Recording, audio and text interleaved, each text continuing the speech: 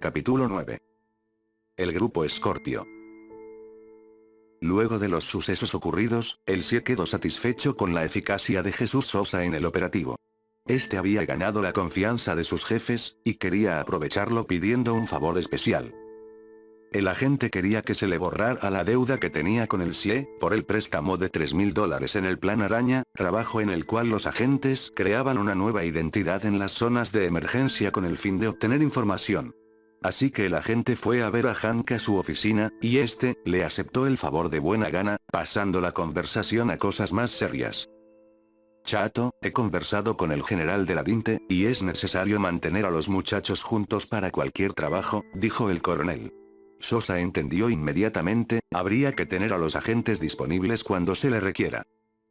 La conversación sigue, se plantea un trabajo más planificado, y para tal fin se necesitaba a un oficial que responda ante el CIE, algo que Jesús Sosa entendía pero a la vez le disgustaba, y prefirió desistir a los operativos.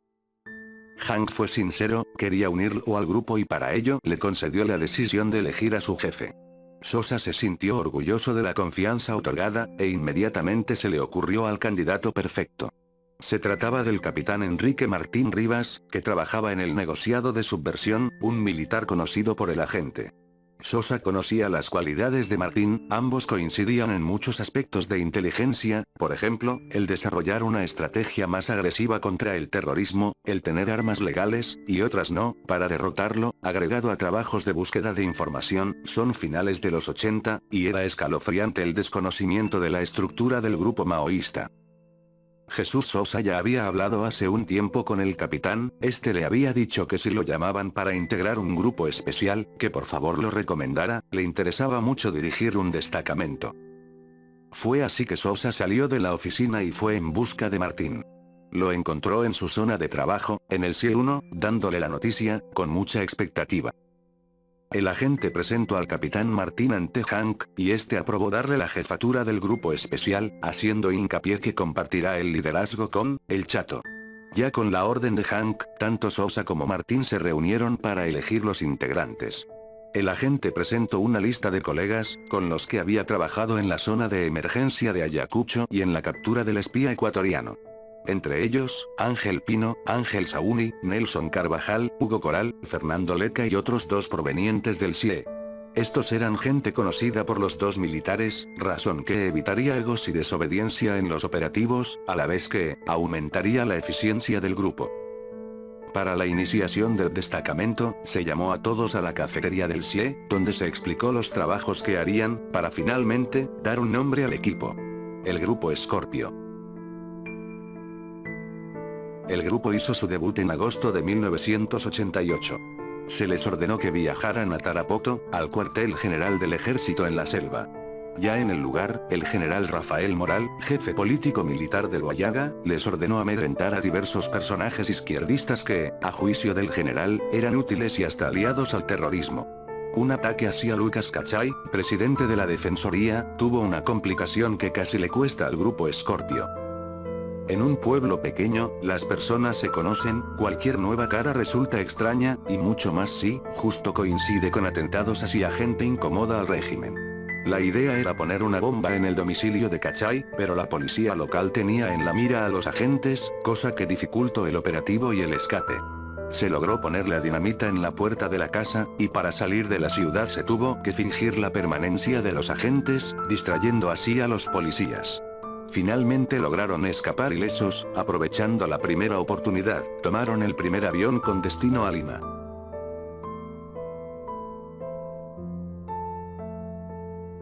Hay que poner el contexto de los hechos narrados. Es mediados de 1988, y el gobierno del presidente Alan García acumulaba los peores problemas que un país podía enfrentar: terrorismo, corrupción e inflación. Sendero iba ganando terreno en la selva peruana y en la capital, a la vez que mataba a militares sin castigo alguno. En este ambiente de violencia sucedió un hecho muy sonado. El 28 de julio, horas antes del discurso presidencial, asesinan al abogado de Osman Morote, Manuel Febres, y el hecho es reivindicado por un comando llamado Rodrigo Franco, nombre de un militante estimado del APRA, muerto a manos de Sendero. La muerte de Manuel Febres tuvo un gran impacto político. En Lima sucedían muchos atentados, pero desde la aparición del supuesto grupo paramilitar, toda la opinión pública suponía que el culpable era el comando Rodrigo Franco. Desde su aparición, sucedieron un total de 65 atentados reivindicados por este. Fueron dinamitados los carros, casas, trabajos, etc., de muchos sindicalistas y autoridades izquierdistas, algunas veces vinculadas a Sendero Luminoso. El grupo subversivo muchas veces no aceptaba la paternidad de sus atentados, haciendo que cualquiera de estos sea por culpa del comando. Se aprovechó este entorno para encubrir muchos trabajos sucios de los militares y policías de aquella época. Fue en este contexto que el grupo Scorpio apareció, y por supuesto, al final de cada atentado, dejaban una nota dándole la acción al comando Rodrigo Franco. En realidad el grupo Scorpio solo tenía el trabajo de reunir y confirmar información en los diferentes lugares del país donde viajaban. Todo se escribía en informes de inteligencia, menos las acciones violentas, para ser llevados ante los jefes de la DINTE. Cuando 1988 llegó a su fin, no se tenía confirmada la permanencia de Hank en el CIE. Esto afectaba al grupo Scorpio, pues fue Coronel quien daba apoyo logístico y económico, además de darles libertad a los agentes para proceder como vean conveniente. Cualquier cambio podía afectar al grupo, ya sea porque el nuevo jefe quisiera controlarlo, cambiar al jefe operativo o porque podía ordenarles de mala gana las misiones. El entorno tenía hostigado a Jesús Sosa, estaba cansado de los trabajos de inteligencia, y buscaba que se le traslade su servicio al norte, más específico en Lambayeque, lugar de donde era, y también donde el terrorismo no tenía tanta intensidad como en otras ciudades del país. Fue a hacer el pedido con su antiguo jefe y amigo, Carlos Bertanelli, con quien no había trabajado desde 1984 en Ayacucho. Este le dijo que ya no había plaza disponible en Lambayeque, dándole al final un documento, donde decía que el agente no podía ser trasladado a ningún lugar por necesidades del servicio. La orden era desconocida por Sosa, tenía que estar disponible por tiempo indeterminado al llamado de sus jefes, cosa que le molestó, pues pasaba por un momento de hartazgo. Más adelante su situación empeorará, porque al parecer, 2 misiones del grupo Scorpio en el Alto Ayaga, fueron suspendidas por razones desconocidas, incluso ya habiendo recibido el dinero para estas. Simplemente se había esfumado el dinero que requería las 2 misiones del grupo, postergándolo hasta 3 veces, para finalmente cancelarlas. Esto molestó mucho a la gente. En su larga carrera le tocó ver diversos casos de corrupción totalmente descarados, comprometiendo incluso a los altos mandos del ejército. Por ejemplo, para realizar el Plan Araña, Sosa tuvo que dar el 30% de su dinero a su jefe, y sabía que todos los agentes hacían lo mismo. No creía en el ejército como fuente de valores, siendo la excepción, más bien, la honestidad de un oficial. Finalmente, pensaba el agente, como no había virtud, por lo menos esto, debería beneficiar a todos. Le tocó repartir cantidades de dinero, obtenidos de los trabajos que se le encargaba.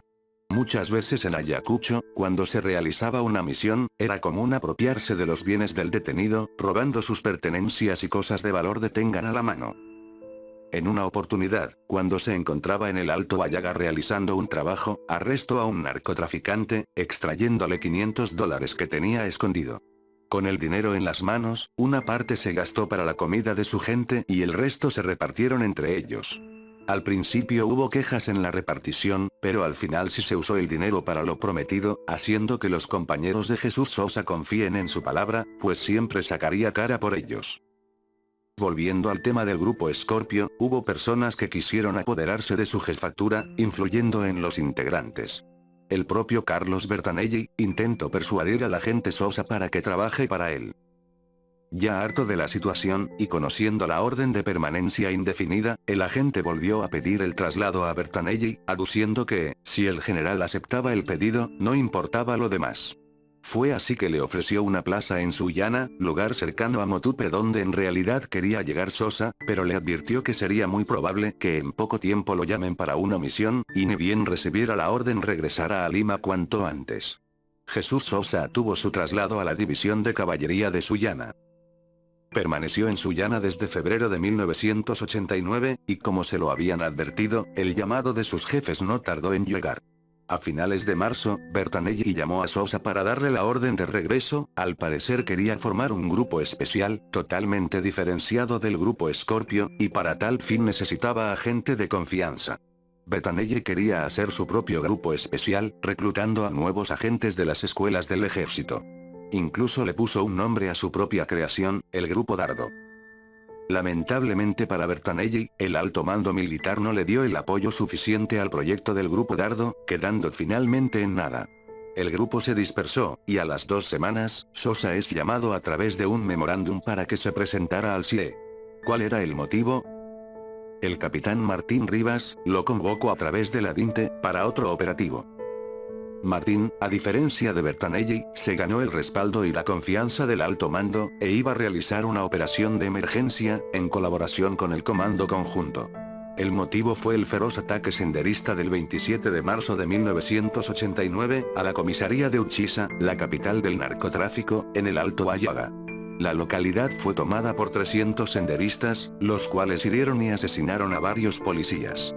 No era posible mandar refuerzos por tierra ni por aire, aduciendo falta de personal y mal clima, aunque la realidad era la incompetencia del gobierno.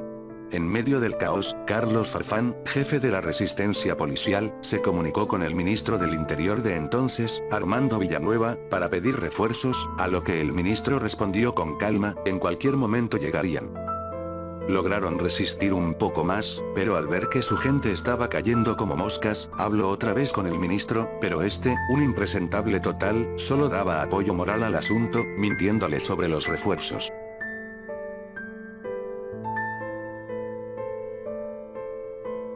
Ya tengo 4 muertos, ministro. No, me dicen que son 6, que se apuren, que se apuren. Por favor, la ayuda, yo tengo hijos, carajo, responda, no tenemos munición, nos atacan con morteros, granadas, ¿dónde mierda está el ejército? Puta madre, vengan a ayudarnos. Ustedes están preparados para acabar con ellos. Resistan un poco más, muchachos, el ejército está por llegar. Ellos.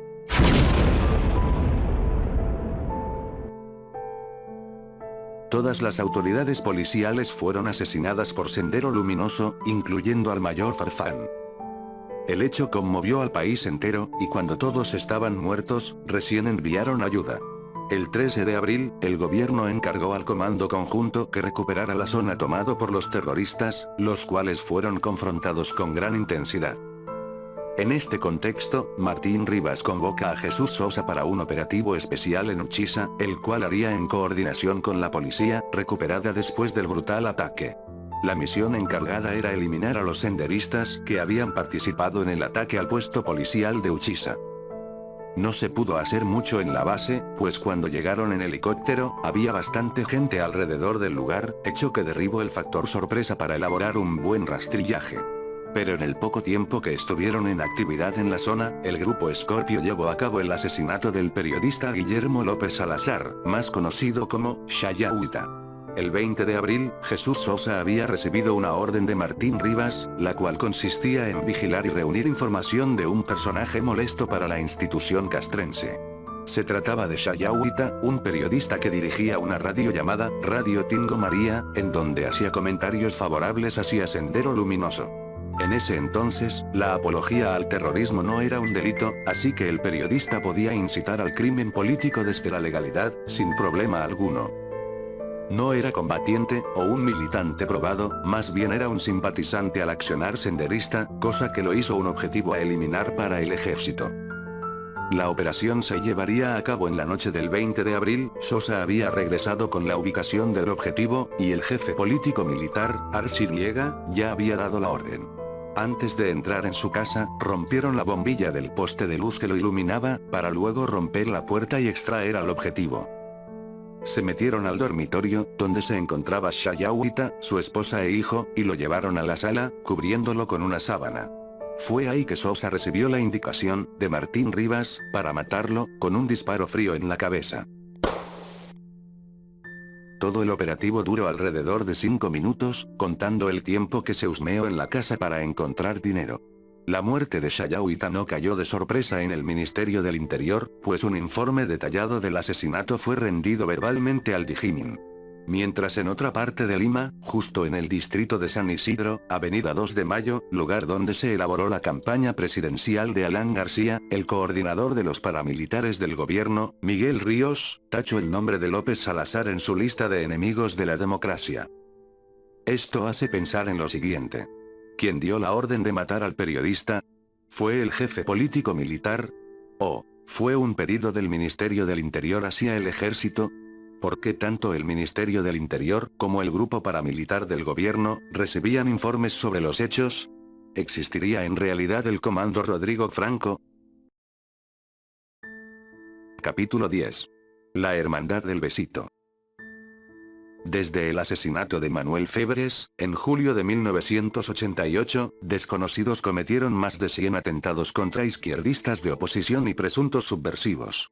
Lo curioso fue que, en ningún caso, la policía señaló a un responsable, cosa que aumentó las sospechas de apoyo desde el mismo gobierno.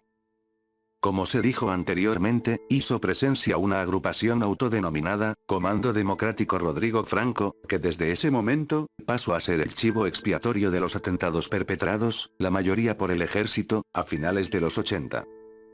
Pero que no se piense que, el APRA no tenía un grupo armado en el momento de los hechos hasta aquí narrados.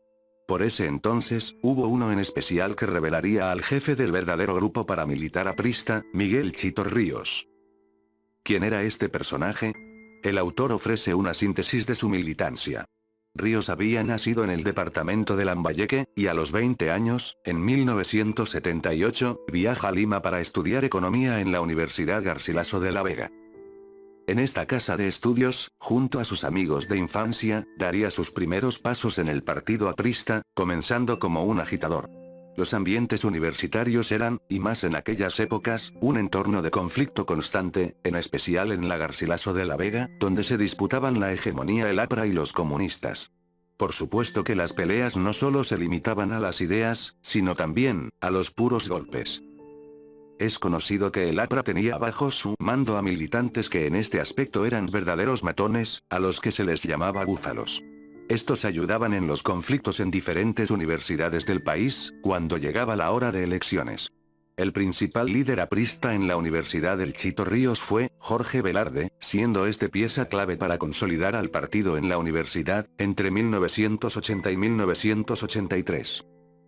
En todo este tiempo, el Ríos se desenvolvió de la mejor manera, militando en el Comando Universitario Aprista, grupo que dirigía la lucha estudiantil a nivel nacional.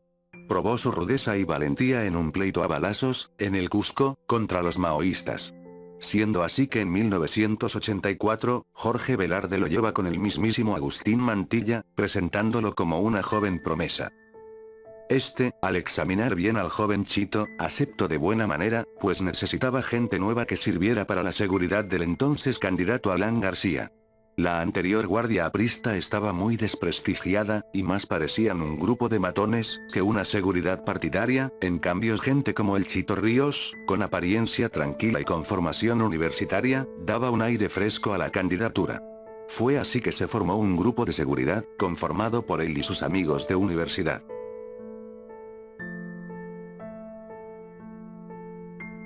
Aquí comienza una serie de entrevistas hechas por el autor, a diferentes personajes vinculados al grupo paramilitar aprista. El tema principal es la muerte de Manuel Febres, más específico, se pregunta, ¿quién lo mató? El dominador común en la mayoría de conversaciones, es decir que el asesino fue, Walter Lauri, un policía que estaba a disponibilidad de Agustín Mantilla, viceministro del Interior, y Reyes Roca, director de la DIRCOTE, para sus trabajos sucios. Uno de los entrevistados aclara un dato falso, de la revista Oiga, donde un desertor del Comando Rodrigo Franco da como culpable al policía Jorge Guamán. Este supuesto desertor sería, Miguel Exevió, un militante del partido aprista que si bien, no integró el grupo paramilitar, sí trabajó y conoció algunas de sus acciones.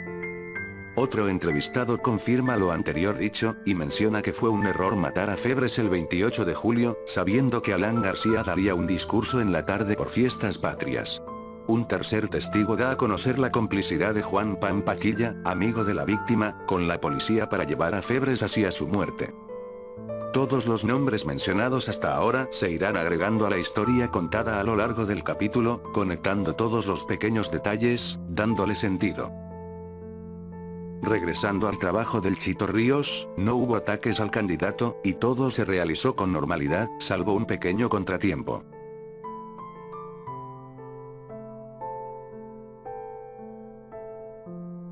Llegó abril, y el APRA ganó las elecciones. Todos celebraban la victoria, pero al Chito Ríos le preocupó su futuro en el grupo, no le gustaba ser guardaespaldas de políticos, lo veía aburrido y además, ¿cómo podría proteger a alguien como García, de 1,92 m, siendo él delgado y pequeño?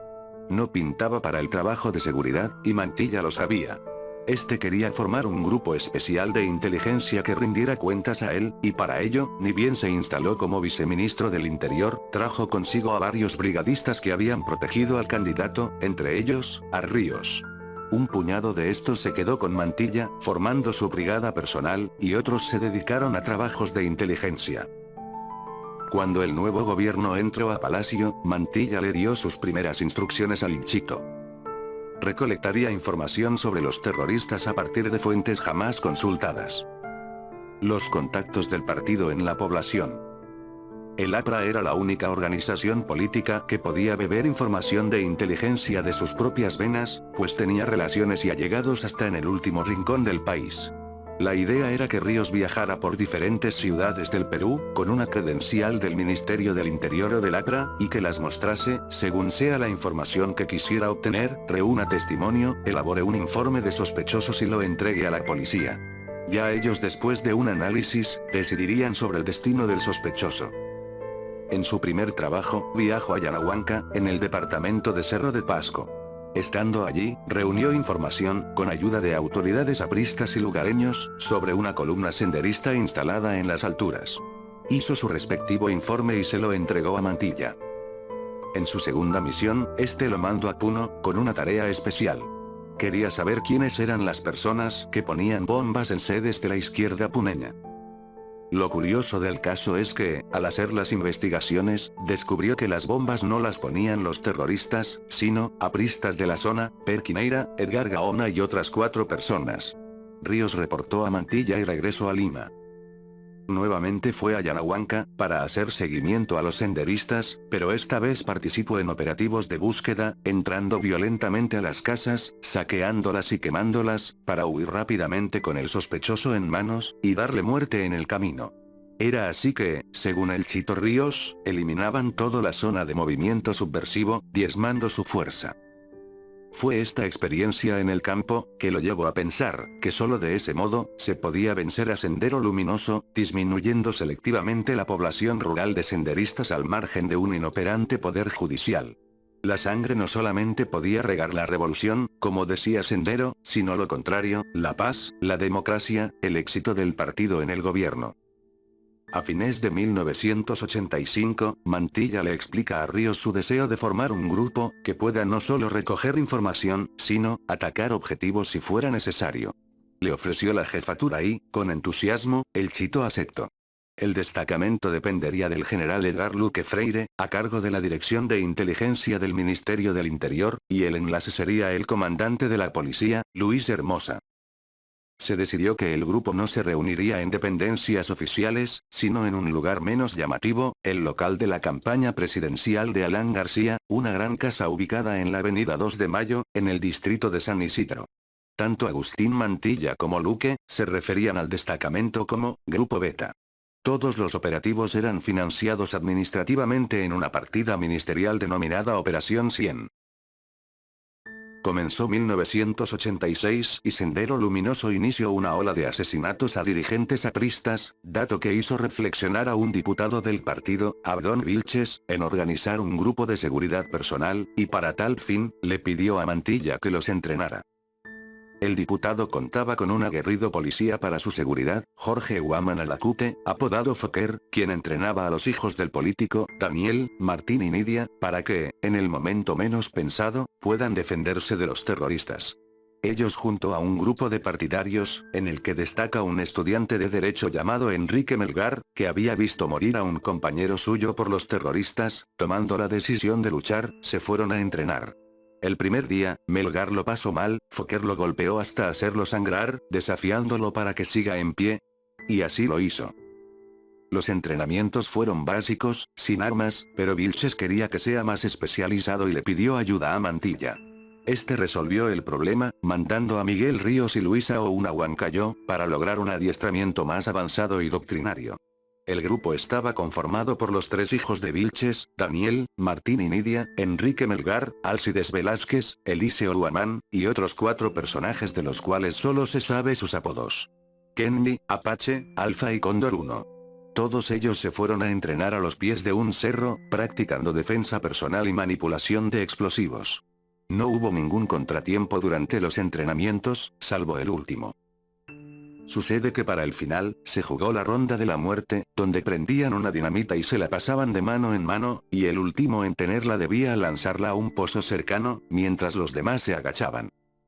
Aún calculó mal, y se la pasó a Eliseo Huamán, explosionando la dinamita en todo su cuello, despedazándolo. El hecho fue muy chocante para el grupo, pero Abdón Vilches tomó la batuta, y planteó una solución. Reunió a los muchachos en su casa para dar a conocer su plan.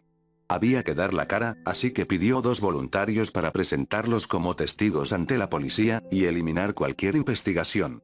Al hacerlo, miró fijamente a Melgar, pero este desvió la mirada, como queriendo esconderse o no estar presente.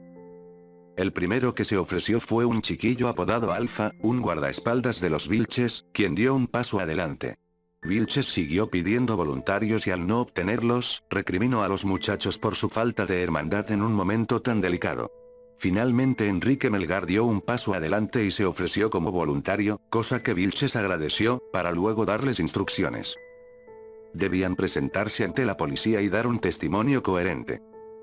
Habían ido de campamento con Huamán, y este encontró un artefacto explosivo que, al manipularlo, explosionó de repente, y ellos solo eran testigos presenciales. Todo salió bien, y a los 3 días salieron de la comisaría, Melgar y Alfa. Todo esto ocurrió poco antes de que Mantilla le pidiera al Chito Ríos crear el grupo Beta. Este había pensado traer a varios discípulos suyos de Huancayo, pero a los únicos con los que pudo contar fueron con Melgar y Fokker, pues los demás obedecían más a Vilches que al partido. De regreso a Lima, Miguel Ríos entrenó a un grupo de jóvenes para completar su destacamento, y los separó para conformar 2 estructuras de trabajo. Los jefes de estas estructuras eran Carlos Farfán y Enrique Melgar. El primero se encargaría de recoger información en las universidades de Lima, y el segundo, asentado en Huancayo, reuniría información en la Sierra Central, además de formar una red de inteligencia en el Huallaga. Como se dijo antes, se usó como local la Casa del 2 de Mayo, el lugar donde el candidato formuló su política de gobierno, se convirtió en un cuartel paramilitar, donde búfalos de nuevo tipo trabajan, comían y dormían. El Chito Ríos respondía al general Luque, su superior, y este, se reunía con aquel en un restaurante, y le transmitía la orden del trabajo que debían llevar a cabo. Fue en una de estas reuniones donde Luque le ordena poner una bomba a Carlos Angulo, director del periódico senderista El Diario. Esta acción, como se contará más adelante, fracasó, y puso en problemas al mismísimo Agustín Mantilla. El 29 de agosto de 1987, es asesinado un estimado funcionario aprista, Rodrigo Franco. Su muerte dolió mucho en el partido, y se buscaba la forma de regresar el golpe, eliminando al director de El Diario, Carlos Angulo. El autor hace entrevistas a miembros del grupo Beta, y según estos, la decisión fue tomada por el ministro del Interior de ese entonces, José Barzallo. Pero el hecho que Miguel Ríos haya efectuado el operativo, compromete directamente a Luque, que bien pudo, él haber originado la orden, o, haberla recibido de otro nivel superior. Para realizar el trabajo, Ríos eligió a 2 compañeros suyos, Richard Briseño y Adolfo Usquiano, quienes, según entrevistados por el autor, eran novatos en trabajos de ese estilo. La elección de esos 2 personajes, fueron decisión de Miguel Ríos, más por razones sentimentales que por experiencia. Si bien habían completado un entrenamiento de manejo de explosivos con Fokker, resistiendo hasta el final, a pesar de los golpes y sangre derramada, aún eran gente sin experiencia en operativos de ese estilo. Pero en fin, la orden ya había sido dada, y se tenía que eliminar a Carlos Angulo, intimidándolo primero. Se quiso colocar un explosivo en su carro, para ello Usquiano, quien podía crear un explosivo con chatarra, fabricó una bomba casera, que se activaría con un mecanismo con mercurio, y, mientras esté dentro del vehículo, donde ellos estaban, debía mantenerse en posición vertical, para que no explosionara. Finalmente esto fue lo que ocurrió. El 2 de octubre, los tres personajes pusieron en marcha el plan, con ayuda de información de la Digimin, que daba cuenta del seguimiento hecho a Carlos Angulo, para eliminarlo. Pero no tomaron en cuenta la presencia de un vigilante, que ni bien lo ve Usquiano, regresa al auto, con la bomba en la mano. Los tripulantes del vehículo se sorprendieron con su regreso, dándose cuenta que aún tenía el explosivo en mano, nerviosos, le dijeron que lo apagara. En ese pequeño instante el auto choca con un bache y...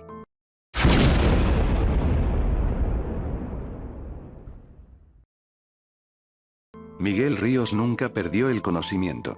Estaba totalmente dolido, viendo incendiándose el vehículo, quiso incorporarse, pero no pudo, hasta que llegó una camioneta y se lo llevó al hospital.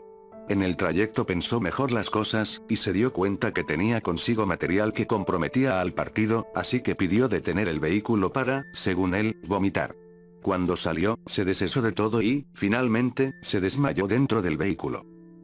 Despertó en el Hospital Santa Rosa, y fingiendo aún estar inconsciente, vio el cuerpo ensangrentado de su compañero briseño cubierto hasta el cuello. Siguió observando los alrededores para ubicar a Usquiano, pero no dio con él. Comparado con los otros, él había salido ileso del accidente, aunque tenía una migraña que lo dejaba aturdido. Pasa el tiempo y un grupo de policías vienen a darle unos papeles para que firme, pues lo iban a trasladar al hospital de la policía. Fue ahí cuando se dio cuenta que Mantilla no lo había abandonado, más bien, lo llevaba a su territorio, donde manejaría la situación lo mejor posible. Ríos se sintió totalmente perdido, había puesto en una situación delicada al partido, pues sería evidente la afiliación de él y sus compañeros. Pero el tiempo le hizo ver cómo Mantilla manejó el asunto, logrando desprender cualquier responsabilidad, creando para tal fin versiones que encajarían en la historia creada por él mismo. Pasado el tiempo de recuperación, le hicieron saber a Miguel Ríos que había perdido la confianza de sus jefes, siendo alejado del grupo Beta. Pero Mantilla, a pesar del distanciamiento, seguía confiando en él, lo reincorporó paulatinamente al destacamento. Ya para ese entonces el grupo Beta no realizaba misiones violentas, eso ahora pasaba por manos de la policía. A partir de aquí se cometieron varios crímenes que fueron adjudicados al comando Rodrigo Franco. El autor sostiene que muchos de estos fueron cometidos tanto por la policía como por el ejército, incluso en algunos casos, fueron colaboraciones de ambas instituciones. La muerte del periodista Guillermo López Salazar, en Tingo María, fue ejecutada por un grupo del CIE, pero también colaboró gente de la policía. El caso particular de la muerte de Manuel Febres demuestra esta colaboración. Al parecer un infiltrado en la Asociación de Abogados Democráticos, Juan Pampaquilla, ayudó a que Febres esté en el lugar donde debía morir. Pampaquilla era un suboficial del ejército que estaba infiltrado en Sendero Luminoso, haciendo de abogado para los terroristas. Cumplió con su trabajo hasta el año 1989, cuando participa en una manifestación senderista, donde un policía le dispara, llevándolo al hospital militar, hecho que hizo sospechar a los senderistas de su trabajo. Luego de esto Pampaquilla sería llevado a la Argentina y no volvería hasta una década después. Desde el asesinato de Febres, se creó el mito del comando Rodrigo Franco, dándole la autoría de todos los atentados que ocurrían. En mayo de 1989, la Cámara de Diputados creó una comisión de investigación en torno al grupo paramilitar aprista. El partido gobernante trató por todos los medios obstaculizar las investigaciones, lográndolo de manera descarada. Con solo decir que pusieron como jefe de la investigación a Abdón Vilches, la persona que formó la base de los grupos paramilitares, basta para hacerse una idea de cómo se manejó el asunto a nivel político.